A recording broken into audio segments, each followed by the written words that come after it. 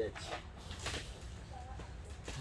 포도 사이먼 스케치는 캠벨이나 다를 바는 없어요. 지금 이제 접목을 안 하고 삽목을 했다면 좋은 거거든요. 잘 하셨거든요. 그 접목하고 삽목은 다음에 대부 현상 때문에 문제가 일어나거든요. 지금 그 포도 사이먼 스케치죠. 샤인이나 캠벨이나 똑같습니다. 그냥 포도예요. 그냥 이게 포도나 다른 거 똑같습니다. 여기에 포도를 설명한다고 달라지고 사과를 설명한다고 달라지는 게 없다는 거죠.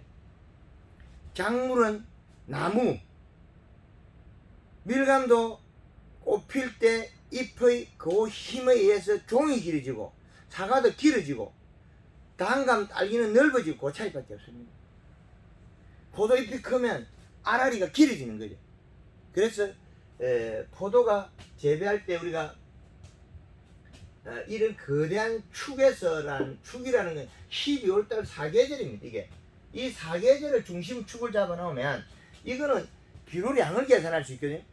그럼 포도 여기다 올리고 내리고 어려우니까 그냥 포도는 그냥 그 비료 이 시가 비료량이라는 게 그냥 뭉뚱그려서 일정 공을 이 시를 잡아놔면 되는데 이거는 기본이거든요. 그럼 기본에서 봄에는 좀 이거보다 높아도 괜찮아요. 조금 올라가도 괜찮아요. 올라가도. 그러면 가을에 너무 많으면 어떻게 되냐? 이 비료가 많아가지고 문제 생기게 뒤에 터진 거거든요. 색깔이 날 때. 근데 비료가 많은 것 치고 잘 안 익으면 거의 없어요. 잘 익어요. 단 터진다. 그 비료량은 이게 비료량은 잎 두께에 해당하고 잎 두께가 여기서 이 시가 여름에 올라가면 장이 일어나. 장이 일어나. 그건 전달 이중 괜찮은 아무 것 쓸 때 가리가 그냥 쓰이죠. 예. 자 그러면 지금 그 요게 이 시량이라는 게 그 전체 비료량에 해당하기 때문에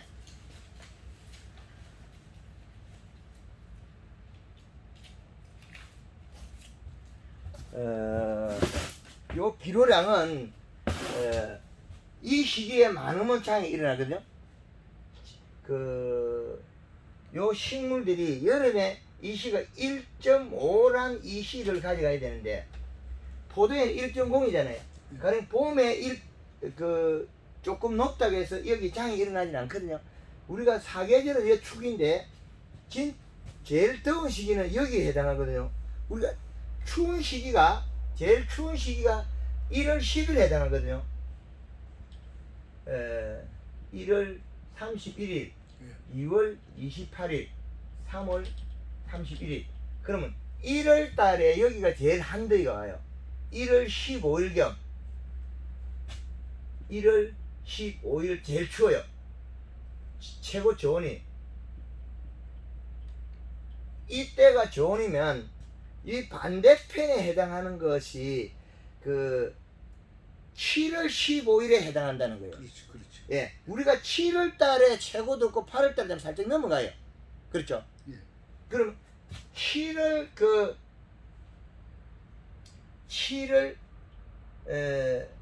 31일, 8월 31일, 9월 30일, 10월 31일, 11월 30일. 요렇게 12달을 나눠 놓고 보면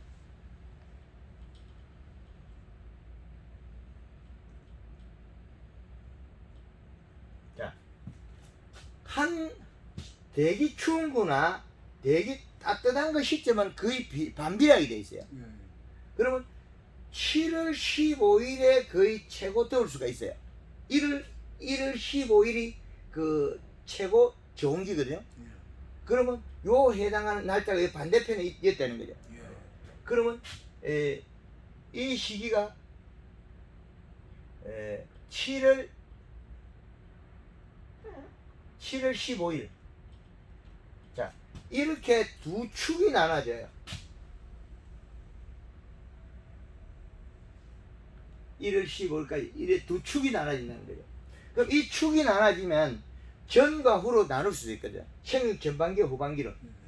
그러면 자라는 거는 보면 우리가 봄에 태어나서 얘가 자라는 기간은 거의 같을 수 있거든요.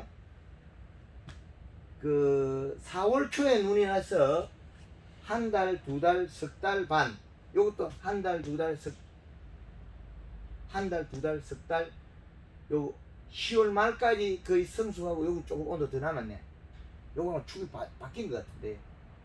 요게 8월 15일쯤 잡으면 날짜가 조금 달라진 것 같아요. 4월, 5월, 6월, 7월. 한 달, 두 달, 석 달. 이때가 아니고 축이 여기 바뀌었네. 조금 날짜가 바뀌었어. 이게 정확한 날짜가 안 되네. 요 날짜가 그 7월 30일로 거의 다 가야 되네. 조금 틀어졌네. 지구가 틀리는 게 틀렸어요. 그럼 이 축이 이 축은 그 우리가 계산한 것보다 조금 바뀔 수 있거든요. 요게 정반대로 돼 있어요. 두 개가. 식물이 자랄 때는 기울기를 거의 맞춰놨어요. 지구의 흐름이 거의 이게 바뀔 수가 없어요. 그럼 4월, 5월, 4월, 5월, 6월, 7월 한 달. 그 다음에 이제 8월, 9월, 10월, 11월. 그럼 넉 달 나눠지가 있다니. 그러면 언제가 제일 더 한더이냐면 1월 15일과 7월 30일로 바뀐다는 거예요. 요 15일 뒤로 밀리는 요 차이. 여기 뒤로 반대 방향. 반대로 가는. 그러면 11월 15일로 11월 15일 정도 되면 얼음이 열죠. 11월 15일. 요즘부터 그래 알죠. 12월 날 초대야. 썰이가 오고 시작하잖아요. 예. 요 축이 4월 5일에 안 오는 날짜와 반비례하게 돼 있어요. 11월 한 15일 정도로 쳐들어 낼 거예요. 약하게.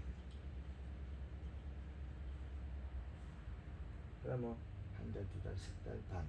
한 달, 두 달, 석 달. 뭐 거의 비슷하네.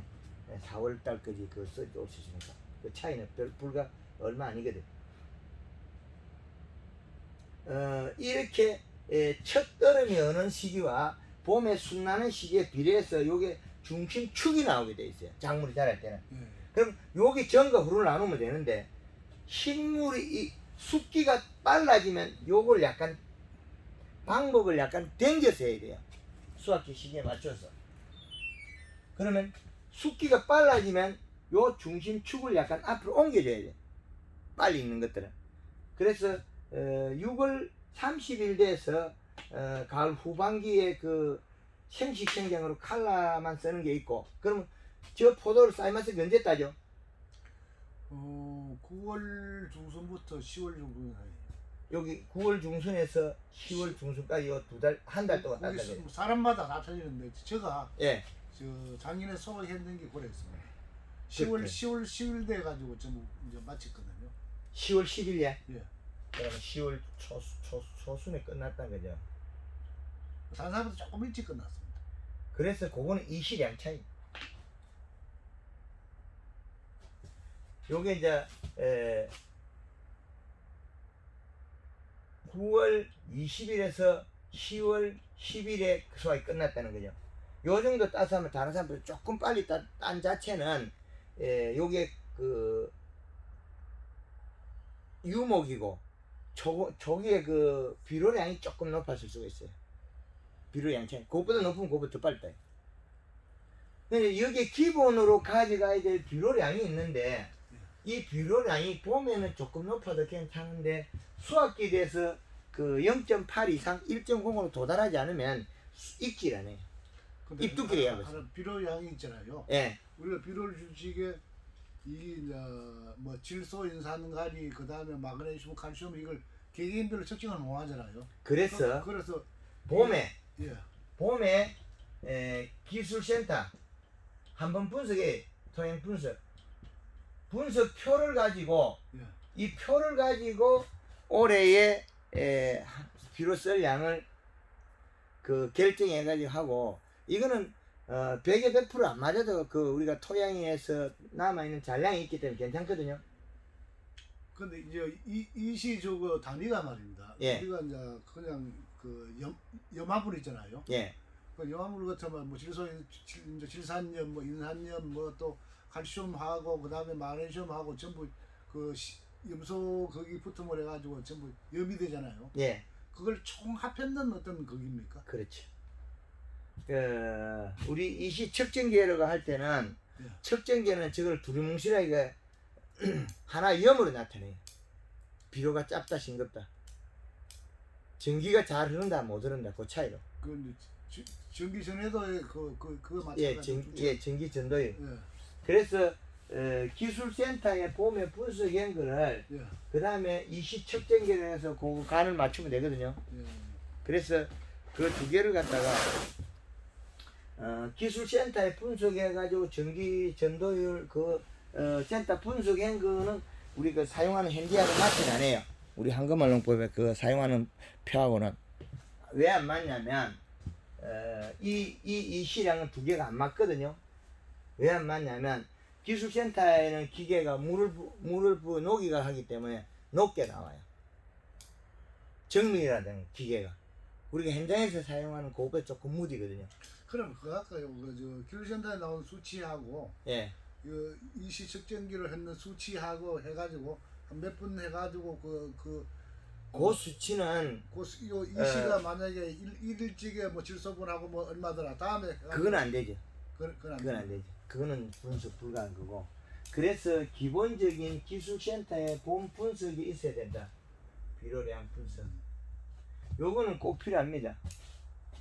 요 분석표만 있으면 그 다음은 자동으로 되거든요. 맞추는 거는. 거기서 우리가 옛날에 그 농사 지을 때 뭐 경기가 그럼 갖다 엮고 이럴 때도 잘하는 사람 잘하고 좀 못하는 사람 못하거든요. 그 차이, 그 양이 비료량이에요. 자, 이 포도 덩쿨이 포도 이게 덩쿨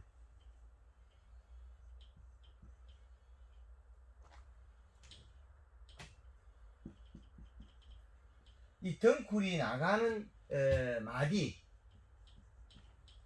절간이죠. 이 절간의 수치를 보면 이 절간은 어디에 해당하냐면 그 비분량에 따라서 좁아지고 넓어지기도 합니다. 수분은 하고 상관없습니다. 관계 있습니다. 수분도 관계 있고 절간은 비분이 적으면 늘어지는 경우가 많아요. 비료가 작은데 늘어진다 하면 말이 안 맞잖아요. 앞뒤가. 왜 그러냐면 수분에 의해 자람의 척도를 나눌 때 작물이 환경이 안 좋으면 더 멀리 가서 햇볕을 보면 된다는 거죠. 햇볕을. 그래서 사과나무 밭에 가보면 도장지가 많이 나 있는데 그 종류가 두 가지라는 거예요. 그게 굵은 도장지, 잎도 두껍고 가지가 약간 좁은 듯 하면서 나간 게 있고 마디만 쭉쭉 뻗어 가지고 나간 그 도장지 두 종류가 있어요. 잎도 얇고. 그럼 도장지 속에서도 굵은 놈하고 가는 놈하고 두 가지 달라요. 근데 이 길이는 같아요. 그래서 비료가 작은 웃자람이 좀 심해요. 비료가 작아서 웃자란다. 그렇죠. 근데 우리는 비료가 작으면 보통 보면 그 적게 자랄 걸 생각하잖아요. 그렇진 않아요. 포도밭에 가서 덩쿨이 작게 나가서 농사 안 되는 사람이 없거든요. 그렇죠. 포도가 덩쿨이 작게 나가서 농사가 못 된 사람이 아무도 없어요. 단 꽃핀 자리의 잎의 크기가 작아서 포도 알알이가 길이가 짧아가지고 뒤에 비분이 높으면 터져버리거든요. 이 차이. 그래서 포도가 꽃필 때까지 마디가 늘어지든 좁아지든 그거는 다 문제를 두고 최대한 잎을 키워야 된다. 엽수가 많다고 해서 포도를 큰 거 따고 대량 딴 거 아니에요. 엽수가 부족해서 가을에 포도가 안 익은 게 아니라는 거예요. 근데 지금까지 교육은 어떤 거냐면 잎을 작게 하고 그런 수를 늘려라. 근데 그 내용은 좋은 말은 맞는데 결론적으로 이 시량을 기본에 주춧돌을 잘못 있는지 없는지도 모르는 거예요. 주춧돌을 안 놓고 집을 지으면 집이 바란스가 맞겠습니까? 엉뚱한 이야기만 계속 논란을 했다는 거죠. 절간이 좁으면 못 잘 건데 이파리가 커야만이 꽃핀자리 잎이 크지. 그 마디가 늘어지가 문제될 것 같으면 포도 면적을 늘려줘야지. 마디를 이파리 센치 몇 센치의 평균 절간을 측정해서 시설 규모를 바꿔야죠. 제일 잘 살 수 있는 환경. 그렇게 해야 되는데 이거는 집을 닦진 않았고 거기다가 나무를 가둔다는 거죠. 식물을 가두는데 그러니까 복잡해졌죠. 그런데 또 거기에다가 비료량이 없잖아요. 자, 평균 데이터 일정 공에서 재배된 작물은 마디가 평균 데이터 얼마나 나오고 꽃핀자리 얼마나 나오더라. 매년 갔을 때 이런 데이터베이스가 없기 때문에 그래요. 그러면 지금 한 말은 다 앞뒤가 안 맞는 방법이 되겠죠. 그러면 얘들을 익히는 날짜와 비례한 생산량이 필요하는데 이거 우리가 마디만 절간을 좁히려고 그랬지 이파리 센티미터 비료량 이 두 개가 빠있다는 거죠. 비료량이 제일 중요한데 이걸 빼먹고는 그 다음에는 문제가 돼야죠.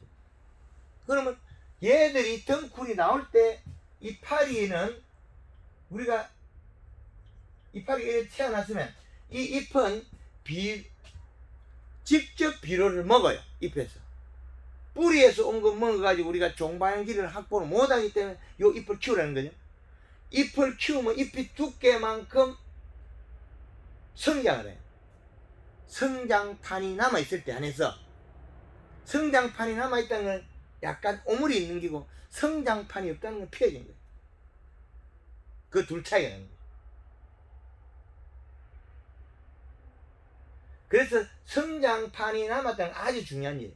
꽃핀자리의 잎의 센티미터를 나눠서 이 송이가 열었을 때 이 포도송이 열었을 때 이 알알이 포도 알의 종방향 길이 요 방향에 해당한다는 거죠. 요 길. 근데 이걸 빼먹고 계속 그 절간을 좁히라 뭐 하나 한 거는 잎을 키워야 될 솔직히 물을 안 줬으면 잎이 작아지면 포도알 길이가 짧아져 버려요. 근데 이제 우리가 이거 식을 할 적에 지베리린 처리할 적에 예. 그 덧커리 있잖아요. 예. 덧커리를 하게 되면 알이 동그랗게 돼가지고 이 배꼽인 데가 쏙 들어가 버려. 들어가 예. 버리고 또 다른 것도 안에 있는 거는 약간 쩔쩔해지고 하는데 그것도 그 어떤 물질이 약간 쪼는 물질이 있고 영양 공급원이 되는 물질의 차이겠죠. 이제 호르몬 자체가 작용하는 거죠. 세포에 미치는 영향이죠. 영양으로 미치냐 약간 이 억제 역할을 하는 그 차이.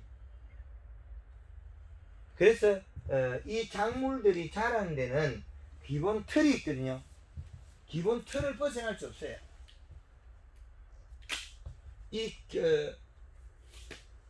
작물이 자라는 데는 이 기본을 벗어날 수 없다는 거죠. 기본 틀. 꽃핀자리의 잎의 크기, 수박이 꽃핀자리의 잎의 길이가 50cm는 10kg, 40cm는 8kg. 8kg하고 10kg는 2kg 차이 나거든요. 지금까지는 자꾸 까꾸리 배웠는데 이거 잎을 갖다가 작게 만들어라 하면서 또 굵고 작게 만들어라 하면서 그래가지고 물 주는 것도 억제시키고. 포도는 무게를 팔아먹을 거예요. 무게로 팔아먹지 이걸 갖다가 모양 보고 팔아먹질 않아요. 한 송이 무게, 맛, 품질, 소비자가 좋아하는 크기는 알알이가 큰 걸 더 좋아하고 때깔이 좋고 맛있는 걸 좋아하거든요. 그럼 누가 일을 하고 누가 생산할 거냐는 거죠. 이파리 작은 거는 포도 땡그리 작아요. 키우면 터집니다. 종이 잘라서 터지는 거예요. 그러면 알알이 일이 많아요. 소금이 많아야 돼.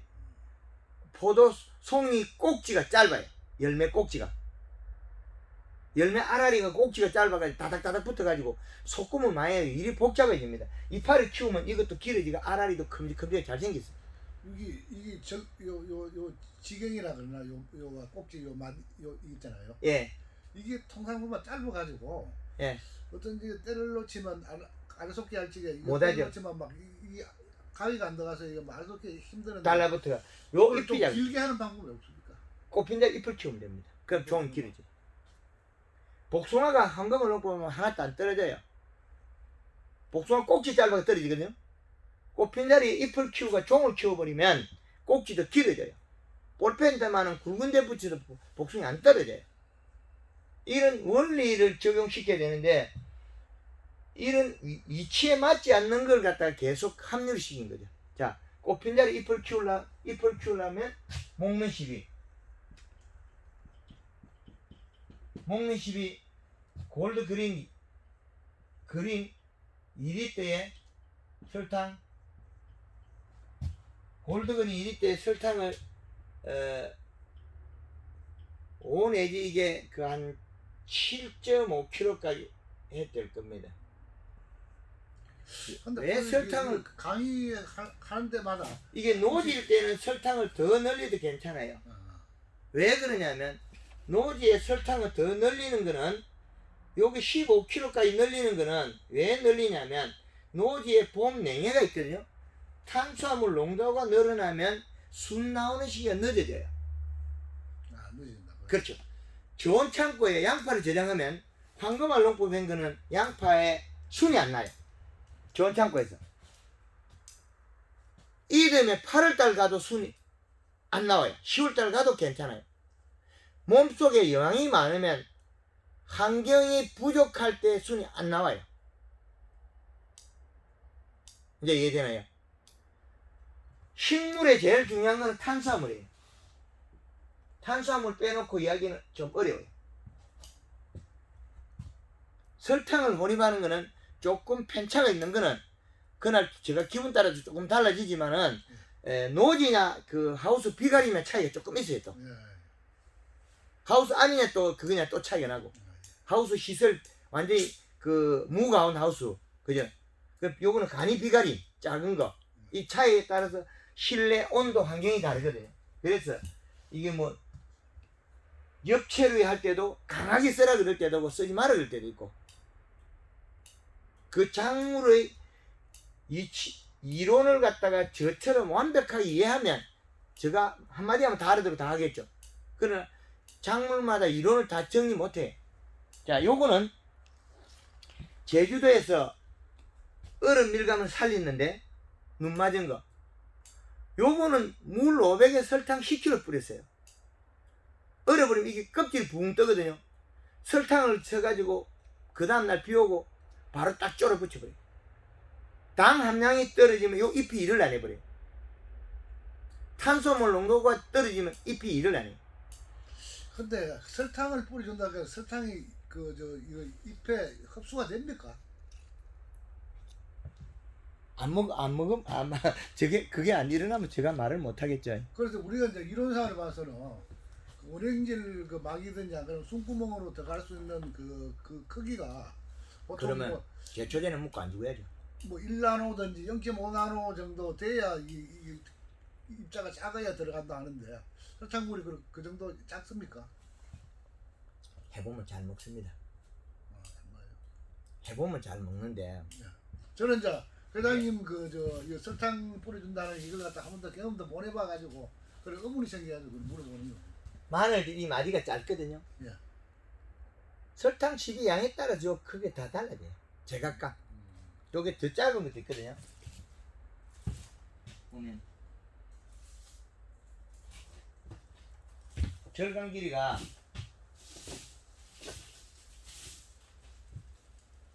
자, 요건 키가 완전히 작죠. 그래? 예. 설탕량을 더 써서 그런데 요거는 여기 한 마디가 여기에서 요 한 마디가 완전히 붙었죠. 이렇게 완전히 붙었죠. 설탕량 차이입니다. 요거는 설탕량을 3kg 쓰면 완전히 붙어요. 물 500에 3kg 1.5kg 쓰면 요렇게 늘어져 있어요. 비가 오면 좀 더 늘어지고 표가 딱딱 맞아. 요건 딱딱 맞죠. 그럼 요건 어떻게 해요? 완전히 붙었죠. 전혀 다르죠. 안 먹었으면 설탕 살포 했을 때는 옆집에 가면 이렇게 마디가 쭉쭉 늘어거든. 그럼 설탕 효과가 사과 같은 것도 설탕을 3kg 써가지고 해버리면 절간이 좁아요. 착착 붙여요. 고구마 덩굴도 좁히고 제가 안 좁혀본 게 없으니까 그 설탕이라는 효과가 그리 좋습니다. 그래서 목련 시비에 이렇게 한 2번 정도 해주는 대신에 얘가 하우스 내에 비관이 안에 여기 천정에 수막 장치, 스프링클러 장치가 요 물을 뿌려줘야 이 포도 덩쿨에 물이 묻어야만이 그 봄순이 잘 나요. 봄비가 맞아야만이 우리 산천 초목들이 잎이 푸르게 봄에 싹싹 나는데 비가름을 해놓게 이 뿌리에서밖에 나무가 물을 못 먹는다는 거 이렇게. 이거는 건조만 되고. 그래서 여기에 쿨러 설치하면 봄에도 쓸 거고 초기에 연면시비하고도 물을 뿌려줄 거고 여름에 더울 때 아침에 일찍 물을 뿌려가지고 기공도 닫고 기공도 닫아주고 기공 닫는 게 상당히 중요합니다. 기공도 한번 닫아주고 그 다음에 요 놈을 갖다가 그 함수량을 늘려놔야 낮에 탈수량을 견딜 수 있다. 그걸 갖다가 이걸 몇 년 전에 천안에 갔었나 하여튼 요 포도밭을 잎이 벌겋게 된 대행온실에 그 거봉포도 땅으로 이거 사벌과 뿌리를 팠거든요. 뿌리를 벌게요. 뿌리가 일어나야 벌겠대. 이 딸기 요놈이 뿌리가 벌겋거든요. 왜 벌겋냐? 잎의 함수량이 작아서 잎이 처졌다는 거예요. 그래서 일을 안 해서 벌게. 요건 비료도 잘 안 먹어요. 멀쩡한 애가 비료 안 먹어요. 잎 함수량 부족을 안 먹어요. 근데 잎에 물만 뿌리면 되게 여기 살이 쏙 빠져갖고 지금처럼 이렇게 돼. 딸기가 노랗 껍질이 가버리죠. 그 요 영양 뿌리고 물을 뿌려야 되는데 요건 물만 뿌리면서 이렇게 돼. 다르죠. 뿌리가 일을 안 해. 영양을 먹었냐 물을 먹었냐 두 가지는 달라요. 그래서 지상부에서 잎이 두꺼운 상태는 물을 그냥 쓸 수 있거든. 이거는 지금 물을 못 쓰는 이유가 맹물, 설탕물을 쓰고 영양을 써야 돼. 1대1로. 왜? 잎 두께가 너무 노랗고 얇기 때문에. 잎이 두께 쭈난 거는 맹물을 뿌려도 괜찮아요. 잎 두께 때문에. 그럼 이 포도가 여름에 일을 안 한 원인은 이게 탈수 때문에 색깔이 잎이 누리끼리하게 벌겋게 됐다는 거예요. 그 원인은 함수량이 부족해서 열에 졌다는 거죠. 온도에. 그래서 아침에 수분을 늘려나는 잎에 오늘 탈수되는 양만큼 아침 일찍 해가지고 찬물을 뿌리면 또 기공도 다 껴요. 그러면 자기 뿌리에서 가져온 수분을 더 많이 가지고 있어요. 보유력이. 뿌려주는 게 시간을 갖다가 뭐 입이 푹 젖도록 뭐 한 뭐 10분이나 20분 뿌려주면 안 그러면 위에 살짝만 줘야 됩니다. 너무 뿌려버리면 이동량이 많아가지고 그 옆색만 맞추면 수확기를 빨리 땡길 수가 있겠죠. 여기에다가 가을에 짠돌이 거기에 사과에다가 10일 만에 연면십을 5번 했다면 9월달에 비가 오고 안 오고 그 사이에 그리고 한 달 만에 7번을 연면십 했거든요. 그거 마찬가지로 여기에다가 물을 뿌리고 그 옆색을 지나면 가리를 늘리고 해서 옆색을 맞춰버리면 쑥기에 땡겨. 여름에 그 더워서 가만 멍청하게 있던 시기 일을 하지 않고 있던 시간을 까먹었다는 거예요. 시간의 손실. 수확기를 땡겨야만이 가격대가 형성이 더 높아지잖아요. 보통 횟수가 예. 이제 이거 연면 시비를 갖다가 이제 이거 저 잎이 나오고부터는 연면 시비가 계속 들어가잖아요. 예. 그 처음에는 이제 이거 골드를 했다가 뒤에 이제 칼라로 이제 아, 바꿔가지고. 그린 두 번의 칼 한 번. 예. 고래 나가는데 그러면 몇 번에 한 번 정도 그 살수를 해줍니까? 물의 결정도 뿌리는 것도 예. 잎의 두께에 한해서 결정해야 되고 잎의 두께에 한해서 연면시비도 결정해. 너무 두꺼운데 연면시비 계속하고 있으면 영양 이동이 많아가지고 예. 포도가 크기 전에 도장기가 너무 많이 터져버려요. 웃자람이 나온다 거기서. 그래서 잎이 색이 진하고 좋을 때는 연면시비 그 골드 그린도 안 써도 괜찮아요. 가리만 써도 괜찮아요. 염화가리. 그래서 염화가리가 일반 우리 시중에 파는 염화가리 있잖아요. 예. 그걸 하니까 안 그러면 수용성 뭐 염화가리가 따로 있습니까? 그냥 농협에 파는 염화가리 그 보드라는 거 있잖아요. 그 물에 타 쓰면 되거든요. 그대로 쓰면 됩니다. 예. 바닷물도 차요. 바닷물은 이제 염을 농도를 그만히 맞춰줘야 되죠. 그 염화가리 양만큼. 바닷물이 왜 많이 좋냐면 염화가리 녹여가지고 제가 이렇게 바닷물처럼 저어보진 않았는데 바닷물은 밤에 가서 이렇게 저어보면 인풀 있죠. 우리 인불이 인이 번쩍번쩍 빛이 나죠.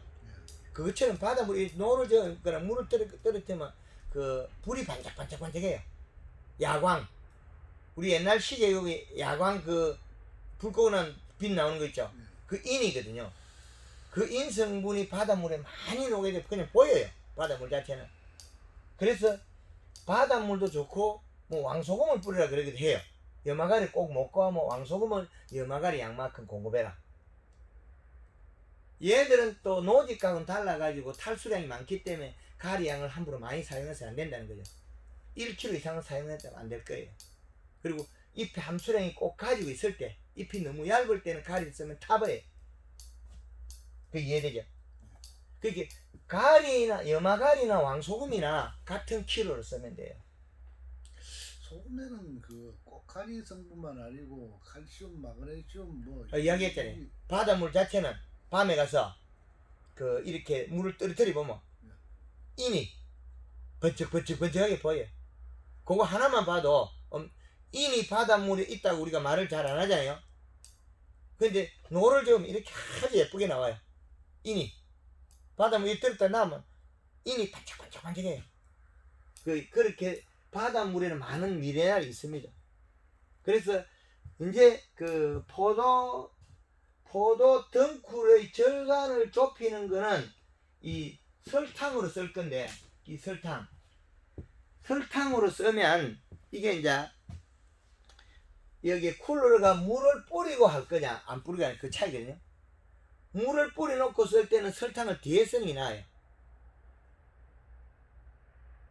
앞에 영양 주고 물 뿌리는 것보다 물 뿌리고 그걸 영양을 줘 뿌리. 연면시. 예, 연면시. 그러면 설탕이 조금 잡아주는 양이 조금 달라요. 그럼 연면시비도 가급적이면 한낮에보다는 아침에 일찍이나 저녁에. 그렇죠. 예. 너무 이제 고온기니까. 이것도 시기 타이밍에 따라서 대기 섭에 따라서 좀 다리가 자꾸 달라져요. 우리 포도밭에 가면 어떤 날은 가면 잎이 펴있는데 오므리가 있거든요. 봄에 대기 섭이 났다는 거죠. 섭이 나서 오글오글하게 있는 것도 있어요. 쫙 말라가지고 봄바람에 한 4월달이 내내 봄에 봄바람 불 때 있잖아요.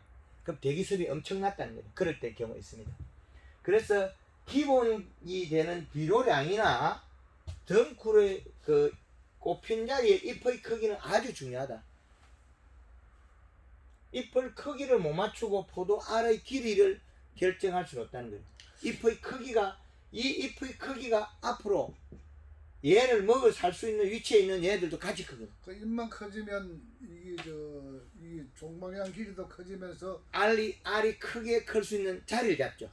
알에 이것도 요 마디도 요 꼭지 이것도 길어진다 이거지. 그렇죠. 포도 꼭지 길어지는 게 굉장히 큰 문제라요. 우리 농가 짓는 사람으로서는. 포도는 그나마 어느 정도 소금을 해가 할 수 있는데 복숭아는 한 개를 소금 부를 수는 없잖아요. 모가지 땡이 늘릴 수도 없고 그거는 꽃편자리 잎을 키우면 안 떨어져요. 안 떨어지고. 네, 그거는 똑같은 통이네. 잎을 키우려고 하면 연면 시비를 하면 된다 이거지. 그렇죠. 초기 연면 시비가 요거를 키운다는 거죠.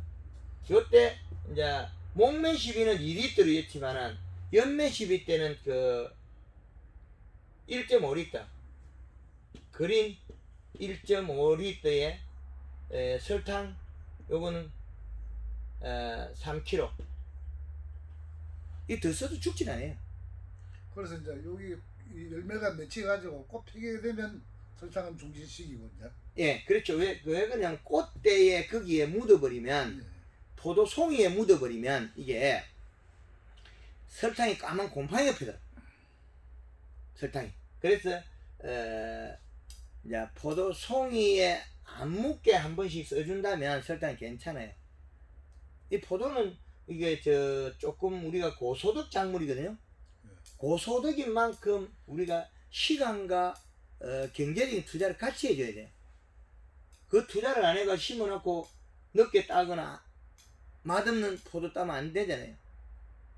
고소득 작물인 만큼 우리가 시간과 돈을 투자 늘어야 되는 거예요. 그리고 과학적으로 더 접근해야 되겠죠. 그래서 그린 이 두 번의 칼라 한 번. 그 주기는요? 주기는 초기에는 내가 정하지 않는다는 거지. 왜? 하고 싶은 만큼 하면 크니까. 자두 대석을 200g 만들려면 3일에 4일에 한 번씩 가서 연면식 해야 돼요. 쿨러로 한나절 내 물을 뿌려놓고 저녁에 퇴근할 때 연면식에 영향을 줘야만이 자두 대석이 200g 나오지. 날짜 저는 일주일 만에 한 번씩 하면 자두 대석이 200g짜리 절대 안 나와요. 그걸 뿌려주는 그것도 뭐 한두 번이죠. 계속 어떻게 조기에 끝나버려요. 조기에 결정이 끝나버려요. 꽃핀자리 잎의 크기하고 조금만 더 가면 끝이 나버려요. 잎의 두께가 나오고 뿌리가 뻗치고 나면 그 뒤에는 어느 시점 되죠. 거기 그 잎을 보면 나와요. 잎이 다 크고 잎이 두꺼워지면 그 뒤로부터는 천천히 해도 돼. 안 해도 괜찮아요. 초기에만 그렇죠. 이래. 초기에 뿌리가 저절로 안 움직여요. 잎도 여기에 지상부에 들은 영양소 잎이 조금 나오거든. 그럼 가지가 큰데도 포도 적은 게 이런 거 있잖아요. 물론 전년도에 탈수도 있을 수 있는데 그 시기에 봄이 가물어 버리면 잎이 적게 자라요. 그럼 지금 현재 이거 잎이 순이 나오게 되면 설탕을 해주면 순 자라모를 갖다 억제해 준다 그런 말씀하시죠? 마디를 좁혀주고 예. 요걸 자세히 보면 알 거예요. 이렇게 굵은 마늘이 요 잎 길이가 짧아요. 넓이는 넓은데 길이가 짧아져 버려요. 불필요한 게 그 햇빛을 보려고 늘어진 게 없다는 거죠. 마늘 크죠 이게? 근데 요 마디가 짧잖아요. 그 잎도 자르잖아요. 안 크잖아요. 요 마늘 요거 집에 있는 거 있잖아요. 요 놈을 갖다가 지금 사무실에 요 두면 이게 얼마나 크냐면 70cm 길어요. 자꾸 늘어져요. 햇빛 보려고. 요 잎이 탄수화물을 늘려버리면 작아져 버려 잎이. 그러면 저걸 해가지고 그 우리가 이제 일반적으로 갈치게 물을 단수시키려 하는 거 잎이 한 두 잎 내지 시부터 탄수화물 늘려줘야지. 단수를 시키는 그거는 가짜 농법이에요. 깨를 죽이는 놈들이 있어요. 그럼 물은 그대로 공급해 준다 이거죠? 물은 수분은 35에서 45%라는 게 예. 요거는 지켜줘야 돼요. 생산량이 비례하죠. 그거는 지켜줘야 된다 이거죠? 이거는 여기고 이 시는 1.0이고 이 두 개를 떼놓고 그러면 저쪽 후반기로 갈수록 그래서 예. 이 수분 함량은 낮춰줍니까 올려줍니까? 여기 관계없어요. 계속 그대로 유지해 줍니까? 아무 관계없어 이게. 제주도에 물을 끊어가지고 무게도 줄이고 밀감을 가짜로 만들고 있거든요. 근데 그 사람들이 하우스에 물을 끊었단 말이에요. 폭발이 말라 죽어요. 하우스 가쪽에는 제주도 그 땅에 물이 배에 들어갔고 물을 잘 먹고 있는 밀감 좋아요. 맛있고 탱탱하고. 그게 물을 잘라가 득될 일은 하나도 없어요. 아니 그 이제 포도가 색이 나고 예. 이걸로 할 적에는 물이 있어야 돼. 물 수분량을 줄여주라 그러거든요. 줄이면 굶어가 일을 안 하죠. 그 지금 포도를 지금까지는 그만 상변대하게 농사를 지었는데 가짜죠. 포도를 무겁게 팔아먹어야지. 하우스 고추를 갖다 딸 때려서 물을 안 주면 무게 적게 나가잖아요. 손해죠. 포도 안에 정상적으로 물 함수량만큼 무게를 달아가 돈을 받는데 포도를 무게를 줄이면 누가 손해입니까? 농민이 손해죠. 맛있게만 해주면 되잖아요. 맛있다는 건 잎을 두텁고 색이 연두색으로 가면 돼요. 그럼 이 시량하고 이 두 개 비례하게 돼 있거든요. 그래서 지금 그거를 막기 위해서 여기 쿨러가 정심에 있어가지고 여름에 물을 뿌려야 돼. 그 지금까지 이제 제가 그 회장님 강의하시는 거요. 예. 한 5번 이상 들었어요. 그 경주하고 거제하고 저쪽에 상주하고 그걸 갖다 각자 5번 이상 듣고 해가지고 이래 거리가 크게 거리가지고 막 이래 해가지고 이래 만들어가지고 도표를 만들었는데 제가 이제 뭐냐면 궁금한 게 예. 한 번도 안 해봤잖아요. 예. 근데 뭐냐면 지금까지 농사지를 하는 거 하고 회장님 그 말씀하시는 거 하고는 조금 저 다른 점이 있어가지고 그 점을 갖다가 이제 집중적으로 좀 물어보고 싶어요. 예. 그래서 지금 저 칼슘하고 예. 오늘 제가 칼슘하고 그다음에 마그네슘하고 예. 이런 걸 갖다가 이제 이런 많이 주라 하는데 그거 하지 마이소. 하나도 하지 말라고요. 근데 그거 골드 그린 골드 칼라 속에 많이 있기 때문에 저소에 포함되어 있다 이죠. 그게 칼슘, 마그네슘, 뭐 그런 거 다 쓰지 마세요. 이 농법은 증명이 되어 있고 대한민국 전체 쓰고 있는데 품질이 좋고 다 돼 있는데 굳이 본인들이 제품 만들 때 잘해놓으면 되지. 농가에서 그 조금 쓰면 뭐 힘들게 하고 있습니까? 그럼 뭐 인이든지 이런 거 뭐 비료는 지금 미량 요소는 다 해결된다 이죠. 예. 그러고 이제 질소 인산가리 그거는 기본적으로 주는 거는 이제 비료 비분을 토양 갖다가- 12만 하고. 토양 12만 하고. 예. 일반적으로 막 저 농가에서 최근에 들어가지고 뭐 좀 몇 년 전에는 칼슘 결핍, 마그네슘 결핍, 이제 어떻게 나왔으면 붕소 결핍 나왔죠. 왜 분석 거지 뭐. 그래, 뭐. 설탕 쓰면 수정 잘 돼 갖고 되는데 무슨 붕소 결핍은 탄수화물 결핍이에요. 예. 그리고 이 경상 근방에 그 예. 황금알 이거 농법이 하는 농가가 있습니까? 그거 복숭아하고 많이 합니다. 대한민국 안 하는 데 없습니다. 아니 포도 쪽으로 하는 데 있습니까? 포도에 영천에 거기서 하우스 해가지고 몇 년째 한 번도 있어요. 그분은 어떻게 뭐 전화번호든지 어떻게 좀 알아서 왜냐면 그래도 이제 이거 자기들 그 회장님 그 강의대로 따라한다 하더라도 어떻게 시행착오 생길 거 아닙니까? 그래서 이제 그걸 어떤 식으로 극복하고 어떻게 비료를 너무 많이 줘가 지행차가 조금 납니다. 비료- 주력해 너무 많이 줘. 이시를 너무 많이 질소를 올려가지고 예. 축가 현상이 일어나가 내가 그 비료 질소 때문에 많다고 뭐 이런 적이 있어요. 작년에 영상이 있습니다. 아마 밤중에 영상을 뜨는 거 영상이 있어요. 축가 현상. 그래서 비료를 갖다가 그분 전화번호 좀 알 수 없습니까? 요즘은 함부로 못 알죠. 개인 신산 정보하고 또 코로나 관계도 있고. 그런 그리고 시대죠. 이시 측정기 있잖아요. 예. 측정기를 갖다가 측정할 적에 이러면 지금 대부분 보면 이제 이 위에서 스프링클러 뿌려주는 게 아니고 이거 이제 점적으로 하다 보니까 어떤 부위만 이래 많이 그러되거든요. 그러면 점적으로 비료를 주면 튀어나와요. 요렇게 들어가가 요렇게 튀어나와요. 요렇게 들어가. 그러면 여기 들어가는 자리, 여기 나오는 자리. 이쪽 이시가 높아져요. 그러면 이 쿨러가- 나무가 있는데 쿨러가 제일 좋아요. 이 나무가 있는데 여기서 이제 점적으로 지나가고 그러면 이시 측정기를 할 적에 꽂을 적에 어느 부위에 해야 됩니까? 점적은 그 쓰긴 하되 예. 쿨러를 같이 병해가 안 쓰면 비료물 위로 튀어올라서 안 돼요. 여기 비가 안 오잖아요. 예. 비가 안 오면 이 물이 들어 여기 올라오고 여기 건조되고 있잖아요. 양쪽에는. 그럼 실제로 이제 위에 회양이 위에 아, 이제 위에 한다고 해서 그 양만큼 밑에 뿌릴 수가 없죠. 잎이 너무 그 살이 빠지니까. 행동이 너무 빨라지니까. 물을 위에서 많이 뿌리면 잎이 살이 많이 빠져요. 그 행동량만큼 영양 공급원이 복잡해져요. 조금 주는 건 괜찮은데 예. 여기다 이 땅이 젖을 만큼 많이 뿌려버리면 이 잎의 그 문제가 생겨요. 이동량이 많았어요. 지금 포도하는 사람들 보면 이게 이 바닥에 예, 이거 보면 멀칭하는 걸 보면 해가지고 두꺼운 비닐로 해가지고 예, 전혀 이제 물이 못 닿게 위에서 뭐 저것도 안 되고 예. 이거 위에 스프링클러로도 이거 위에서 줄 수 없고 단지 뭐 이거 관주 받고 그 뭡니까 점적고수로 받고 공급이 안 되는데 예. 점적으로 주면 비닐을 깔아 넣었을 때는 예. 여기 표면 이시가 많이 안 올라가는데 그게 너무 많이 이렇게 해버리면 여기 말라버리면 여기 올라오고 비닐 깔아놓으면 좀 적게 올라와요. 요 표면 이시가 그리 많이 안 올라와요. 그 열린 자리 있죠. 예. 나무 옆에 이게 그 열린 자리 있죠. 여기 비료가 늘어나요. 될 덮으려고 하면 다 덮어요. 저는 이제 나무 옆에. 이거 차광막 있잖아요. 예. 98%짜리 그거 차광막. 그걸 덮어보면 이시가 올라가요. 이시가 이렇게 올라가 버려요.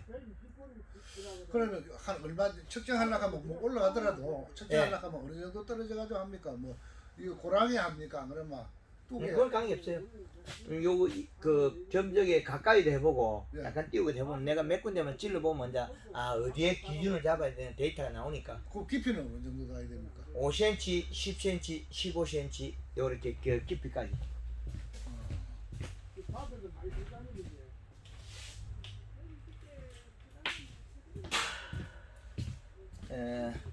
측정기는 그 꽂으면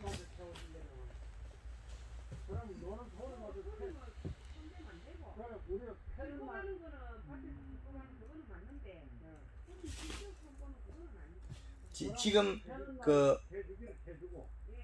수분이 52%에 이시가 2.76에 온도 16도 나오죠. 그럼 금방 나온다는 거죠. 그러면은 예. 제가 이제 뭐 와서 뭐또 다른 사람 또그뭐 저 사람 대기합니까? 안 그러면 아니 대기하는 건 아닌데 그 종로 때문에 와가 시끄러서요. 지금 그 이게 그 한 곳에 빈 자리를 이동합니다. 비료가 수분이 이동하거든요. 이동한 만큼 비료가 이동한다고. 그래서 그 이동하는 걸 계산 못하면 안 되거든요. 그래서 아예 비닐을 까는 게 낫지.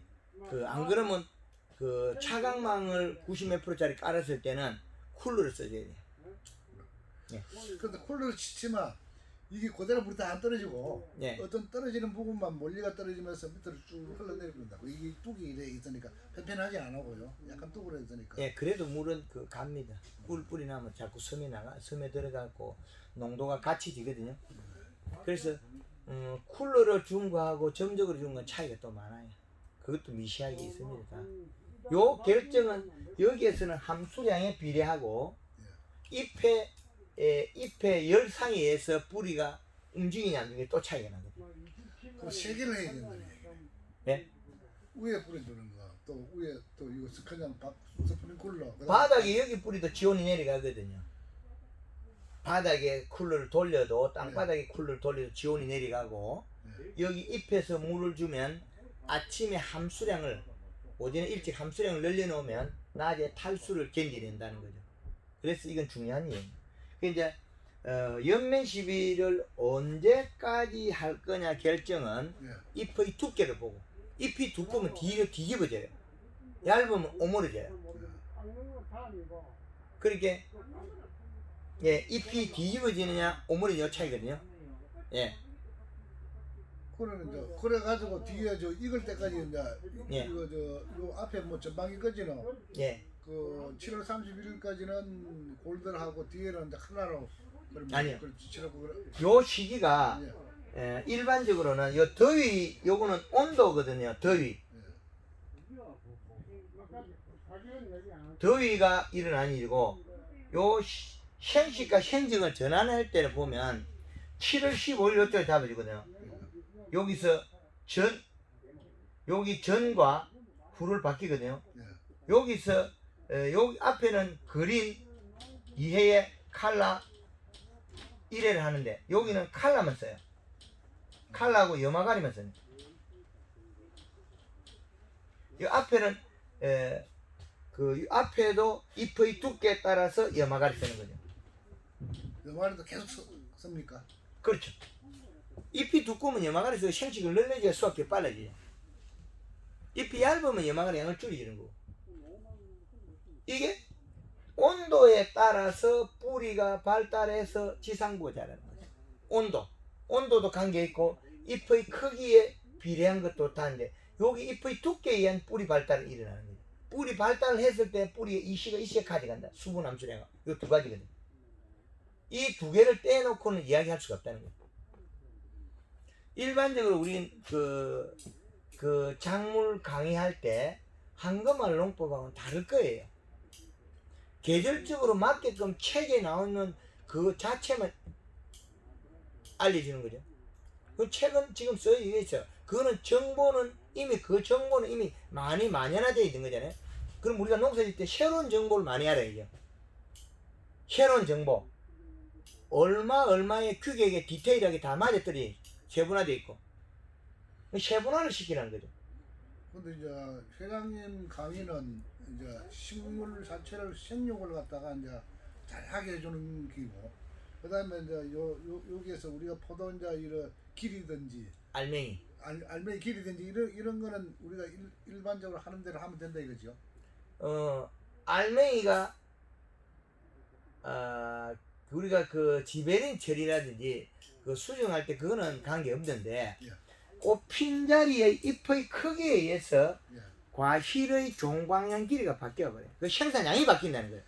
이 잎을 키움으로 인해서 한 알이 커지기 때문에 한 알이 커진다 소리는 요 잎이 커진다는 거는 눈 나오자마자 얘는 공급해 얘가 커요. 네, 그 전 잎이 커야 얘가 잎이 크게 나와요. 그 전 잎이 가면 이것도 작게 나와요. 그래서 목매십에서 나오기 전부터 잎을 만드는 거죠. 목매십을 이제 지금 해야 되겠네요. 조금 있다가. 그렇죠. 좀 더 있어야 돼요. 아직까지 2월 달이잖아요. 한 3월 3월 초 되면 그 비가림 해야 되겠죠. 그래서 그보다 중요한 건 이 안에 천장이 쿨러예요. 그 지금 이제 내려간 나무를 갖다가 그건 안 돼. 거꾸로 들면 그런 건 가짜예요. 안 돼. 여기다 하나 관을 설치하고 하나 정확하게 다 해. 그러면 이거 하는 게 그 위에 거기에서 까불제비 이렇게 해가지고 끈을 못 가가지고 그래 하면 안 되고 한 개 달아야 된다. 달아야 된다. 그렇죠. 정확하게 그렇게 해놔야 다음에 쓰기가 편리하지. 이걸 또 다음 꺼내릴 거예요. 밑에 건 둬야지. 여기 천장에다 요즘 클립이 돼 있어가지고 탁 꽂으면 이 파이프도 꽂게 돼 있는 부속이 많이 있어요.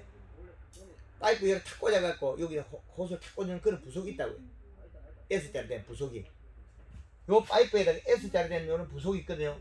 예. 여기다 관을 탁 꽂고 우리 하우스 파이프. 예. 그럼 여기 관을 탁 꽂는 게 그 25mm나 그 관을 딱 꼽을 수 있는 게 예, 예. 많이 그런 게 나와 있어요. 예, 있어요. 그렇게 편리하게 돼 있잖아요. 일을 안 하려고 그래서 그렇지. 근데 이게 이제 보면 겨울에는 탁탁 당기고 여름에는 또 이게 늘어나가지고 뭐 개수를 조금 더 하면 되죠. 이래 그리고 그래가지고 조금 늘어질 만큼 약간 편차를 잡아주면 지금 해놓으면 여름에 부수지진 않아요. 늘어져서 그렇지. 예, 늘어지. 겨울에는 또 당겨가지고 저쪽에 그 지금 해놓은 것 같으면 체결 부분이 빠져버린다. 지금 온도에 해놓으면 그래 부수지진 않는다고. 온도 낮으시게 늘어지면 늘어지지.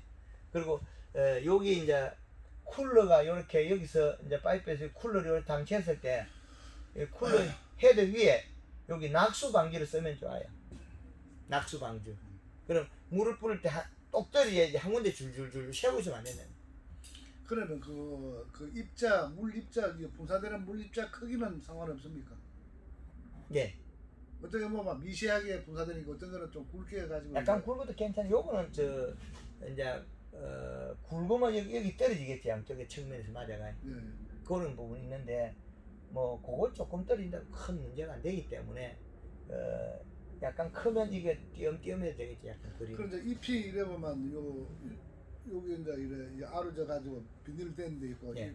통상 보면 비닐 바깥에 예. 이 사이에 예. 일로 이래 넘어가 있는 게 있거든요. 예. 이거는 이제 뭐 비 오면 비는 맞는데 그러면 요 안쪽에 요것만 적셔주면 된다. 이거죠. 방법이 없죠. 그거까지 접시를 가면 또 시설이 또 들어가야 되는데 예. 그건 뭐 그 밤에 이슬 맞으니까 그냥 두고 예.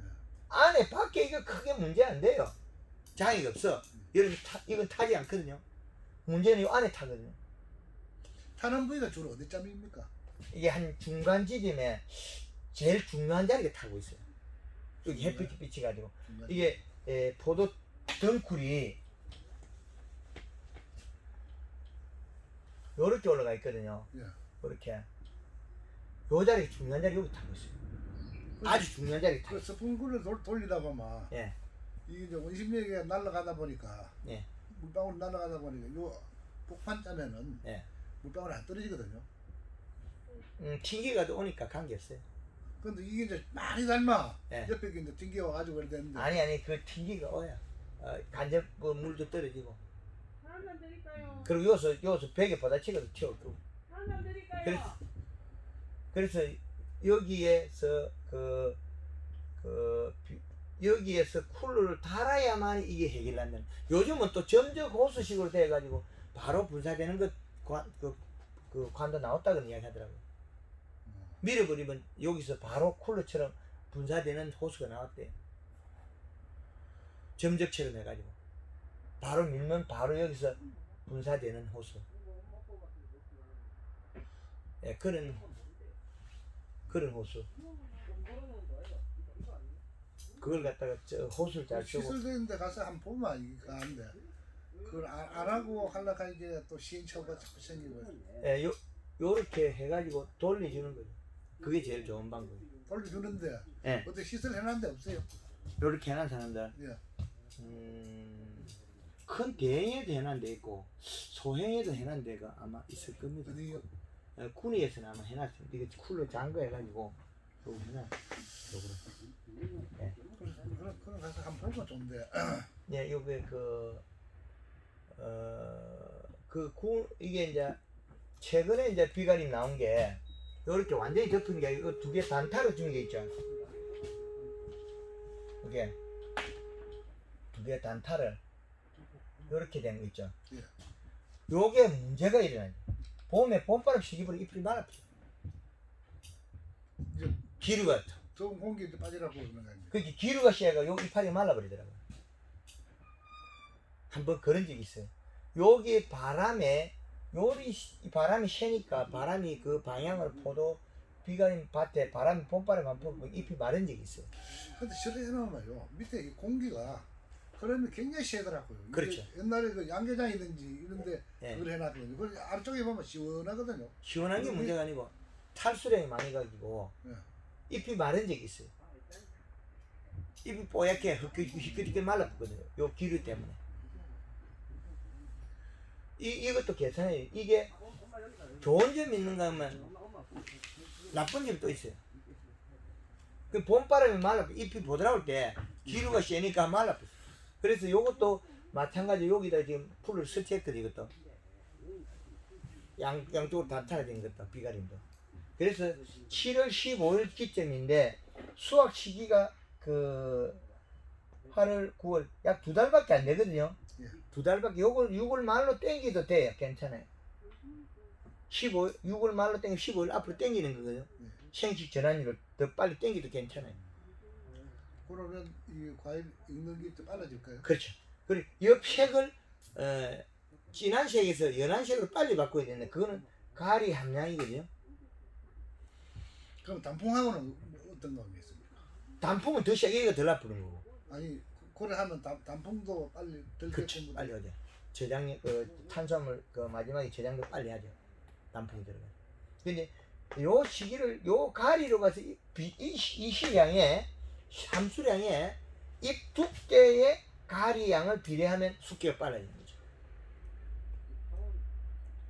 포도나무 죽는 나무 치고 맛 안 나는 게 없거든. 거의 대다수 잎이 노랗게 죽으면 새파랗게 죽는 거 말고 노랗게 죽으면 벌레가 먹든지 노랗게 죽으면 비료가 있다면 노랗게 먹으면 요 비료 양에 비례하고 죽을 때 잎이 비료가 있고 노랗게 죽는 건 두껍고 색이 노랗거든요. 그러면 당도가 빨리 나와요. 근데 감사비를 주로 해가지고 감사비를 주고 이제 그거 하니까 저는 이제 조금 일찍 쏘아있으니까 뒤에 단풍이 덜 나는데 예. 뭐 이거 소리 와가지고 예, 단풍이 좀 덜 낙할 때까지 만든 것만 해도 잘한 거예요. 새파란 걸 바로 얻어맞은 사람도 있으니까. 단풍 들기를 여기 한 거하고 안 한 거하고 차이가 많아요.